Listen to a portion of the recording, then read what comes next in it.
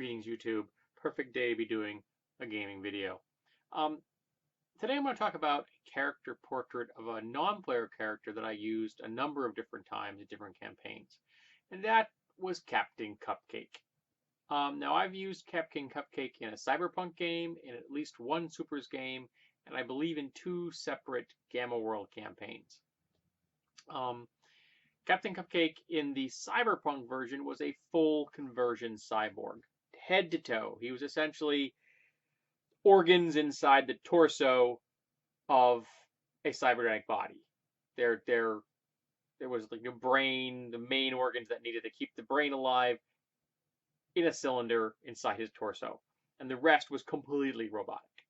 Now, he was absolutely insane. Maybe it was a result of cyberpsychosis. Very likely, if you're a full cyborg and you have not had the right kind of therapy going into the process, say it was done on the sly, it was done as a military contract, maybe it was done in less than ideal, business transactions, that kind of thing. But he lasted long enough to make himself a career. He got himself, enough money to become essentially retired. As gradually the cyberpsychosis took over his mind until eventually he convinced himself that he was a superhero named Captain Cupcake. Now he was a full cyborg, so he was strong and he was tough and he had some decent reflexes. He had a jetpack, and he wore a cape to cover the jetpack, so you couldn't necessarily see it. And he convinced himself that he just flew because he could fly, of course, because he was Captain Cupcake. And he wore a spatula welded to his forehead. He had welded the spatula to his forehead himself, and it was very obviously that it had been done in an amateur manner because there's this metal spatula welded to his forehead. And when I ran the character, unbeknownst to the players at the table, I had a spatula in my lap. So when I introduced the character, I whipped the spatula out. I slapped the handle against my forehead, so now it's sticking straight up, and go, "I am Captain Cupcake!" It had the appropriate response from the players. And besides being a crime fighter, he was also convinced he had a cadre of assistants, and these were the Cookie Commandos. And the Cookie Commandos were gingerbread men about yay high, that would half a meter, would say.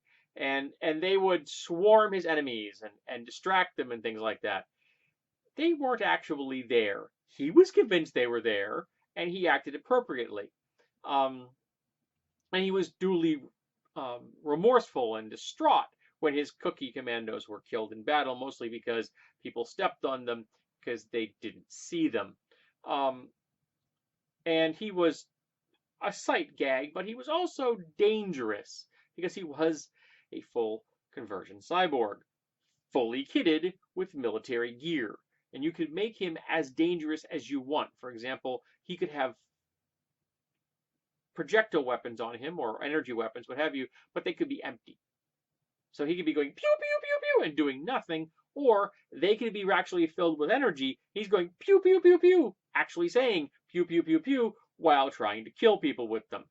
So you could run the scale up and down, that slider, on how dangerous Captain Cupcake was, depending on purely how much the GM wanted him to be dangerous. I think that his actual presence in the campaign was somewhat short, because while he was taking off in one scene, someone fired a rocket up the port of his jetpacks, and boom, Captain Cupcake went up into a shower of shrapnel in all directions. Now, I've also used him in Supers and Gamma World, and in these, the restraints come off, and he's an actual functioning mutant. And he's kind of a, if you were to, not in his costume stuff, he's kind of a Marvel superhero mutant, that he looks like an ordinary everyday person, which is most Marvel mutants look like that. They don't have any outward appearance differences. The ones that are really freaky looking tend to be the Morlocks, and they're hidden underneath the earth. But there are occasional mutants that are more obvious, like Angel, for example, large wings. Though the fact that he could always fold them up under his coat seemed weird to me. Those freaking things are huge, but whatever. Or Nightcrawler, who obviously was not human, but was out and open about it. which is why I always considered uh, the Marvel mutants to be an allegory for the gay community. That's just me. Some are in the closet, some aren't. But you never know because they can pass for an ordinary, everyday person because that's what they are. Um, and in this version of Captain Cupcake, the way he was in a Supers game or in a Game World game, he was strong and he was tough and he could fly or he could do float glide, depend again how much power you want to give the particular character. But in this world, he actually could telekinetically animate cookie dough or cookies.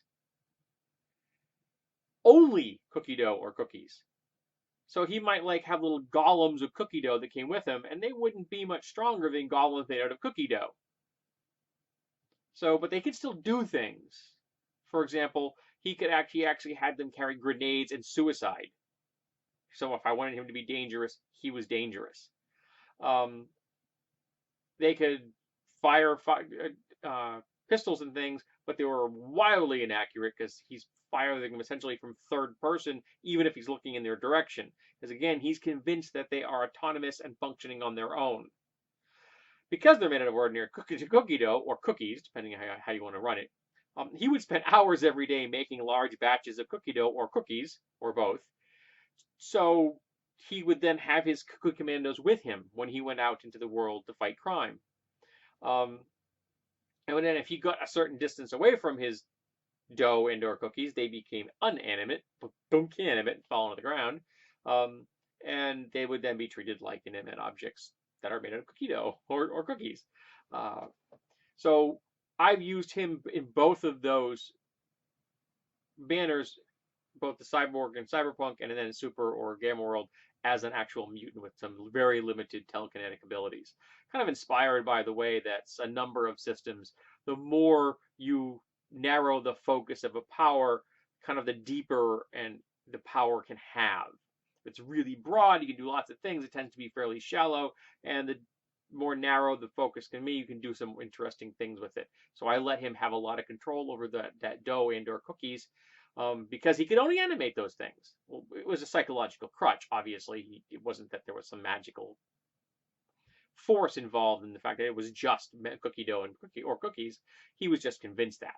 Kind of like the Great and Mighty Turtle from the Wild Card series, a series every fan of role-playing games and superhero books needs to read, who was convinced he could only use his power inside of his vehicle.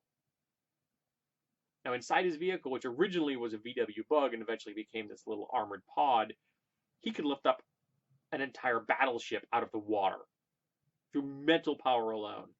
Outside his vehicle, he could probably not move anything at all or very little because he was convinced he had to be inside it. It was a psychological crutch. And I used him in Gamma World as a recurring character. He would show up on a regular basis. And I also had a couple of other superhero type characters, which were Black and Braxel Drev, which I stole from Leading Edge Games universe, the Powered Armor universe, which name is escaping me at the moment. And they kind of like they were like a Wolverine style character, then more of a Batman style character. They were very serious and they were dangerous, and they had this thing going on, and part of it was pure comic book. In many ways, I ran Game of World as a 4-color comic book kind of a universe. I didn't run it uber